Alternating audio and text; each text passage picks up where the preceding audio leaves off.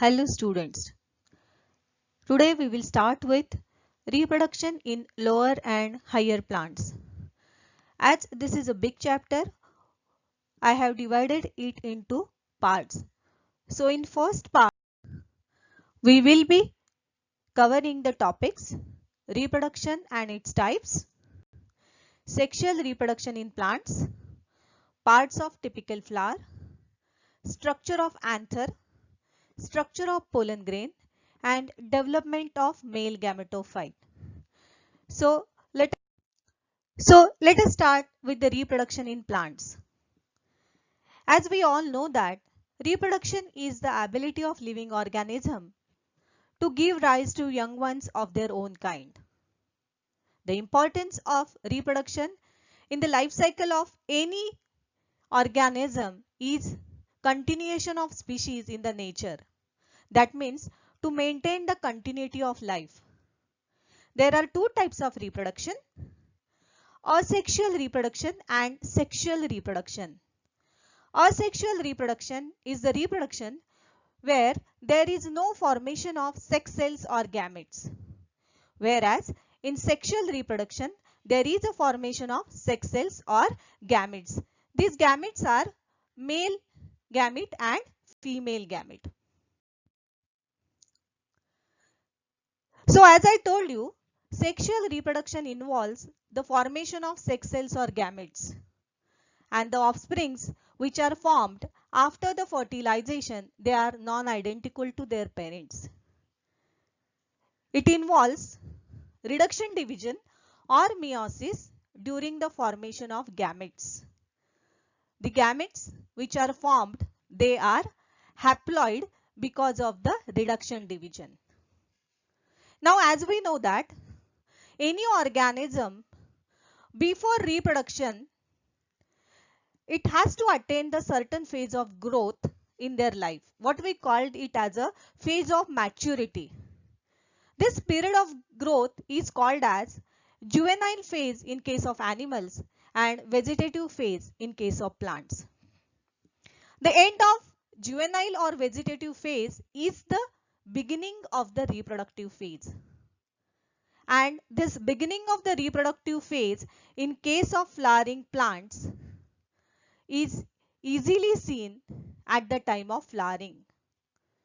So angiosperms are the flowering plants and they produced highly specialized organ for sexual reproduction, and that is flower. Formation of fruits and seeds are the further stages of sexual reproduction in flowering plants. So in case of flowering plants, flower is the site of reproduction, and flower is nothing but highly evolved, modified and condensed shoot specially meant for sexual reproduction. Now let us study different parts of flower. The flower shows outermost part, that is calyx, which is made up of sepal. Inside the calyx there is a corolla which is brightly colored and it is made up of petal. Inner to the corolla, androecium is present, which is made up of stamen. Stamen is made up of filament and anther, and the innermost part is gynoecium, which is made up of ovary, style and stigma. All these four parts, they are arranged in a circle, hence they are called as whorls, and we called it as a floral whorls. Out of these four whorls, calyx and corolla do not take direct part in reproduction, hence they are called as accessory whorls, whereas androecium and gynoecium, they take part in sexual reproduction, hence they are called as essential whorls. Now there are certain steps or events which occur in the sexual reproduction in plants. These three stages are microsporogenesis and megasporogenesis. Microsporogenesis means formation of microspores or pollen grains, and megasporogenesis means formation of megaspores or ovule. This is the first stage. The second stage is fertilization, that means fusion of male and female gametes.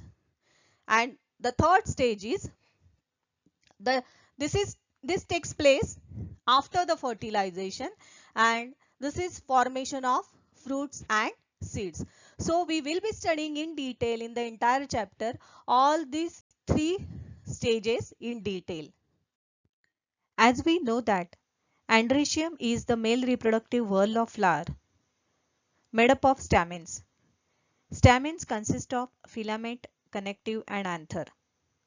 Anther contains two lobes, hence it is called diathecous.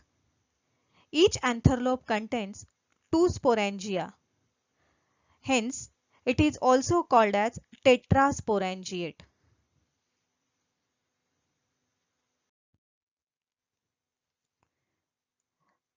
Transverse section of anther shows anther wall and microsporangia or pollen sacs. Anther wall is outer layer and microsporangium has sporogenous tissue. Anther wall shows four layers. Outermost epidermis. Next to the epidermis, endothecium is present. Then middle layer and the innermost is tapetum.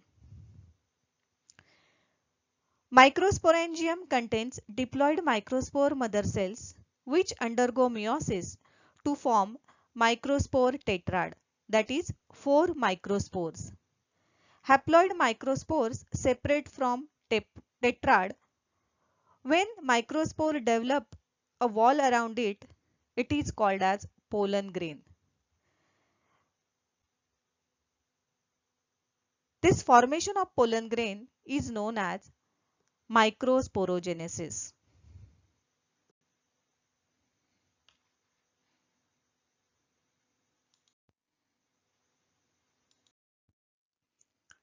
Structure of pollen grain or microspore. Each pollen grain is unicellular, spherical or oval structure having single nucleus. The wall of pollen grain is known as sporoderm, which is made up of two layers, outer exine and inner intine. Exine is thick, made up of sporopollenin, whereas intine is thin, made up of cellulose and pectin. Exine has germ pores. The germ pores are oval areas where exine is absent. Through these germ pores, pollen tube comes out during the formation of male gametophyte.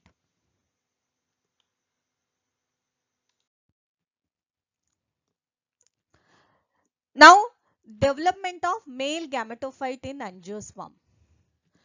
Pollen grain is the first cell of this male gametophyte. The protoplasm of the pollen grain divides by mitosis into two cells which are unequal. The larger one is vegetative cell which is naked, and the smaller one is generative cell which is thin walled cell. This generative cell again divides by mitosis and forms two cells, that is two male gametes, and the pollen tube with two male gametes and vegetative nucleus is known as male gametophyte. These are few questions related with this topic. Please go through it, and we will continue the same topic in the next class in part 2. Thank you.